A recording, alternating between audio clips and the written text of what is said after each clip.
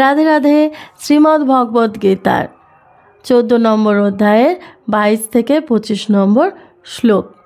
শ্রী ভগবান বললেন, হে পাণ্ডব, যিনি প্রকাশ, প্রবৃত্তি ও মোহ আবির্ভূত হলে দেশ করেন না এবং সেগুলি নিবৃত হলেও আকাঙ্ক্ষা করেন না, যিনি উদাসীনের মতো অবস্থিত থেকে গুণসমূহের দ্বারা বিচলিত হন না, কিন্তু গুণসমূহ স্বীয় কার্যে প্রবৃত্ত হন, এইভাবে জেনে অবস্থান করেন এবং তার দ্বারা চঞ্চলতা প্রাপ্ত হন না, যিনি আত্মস্বরূপে অবস্থিত এবং সুখ ও দুঃখে সমভাবাপন্ন, যিনি মাটির ঢেলা, পাথর ও স্বর্ণে সমদৃষ্টি সম্পন্ন এবং যিনি প্রিয় ও অপ্রিয় বিষয়ে সমভাবাপন্ন, যিনি ধৈর্য, শীল, স্তুতি,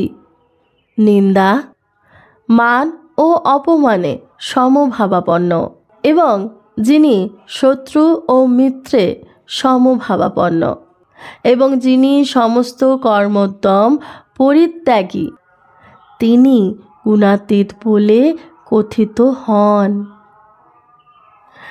রাধে রাধে।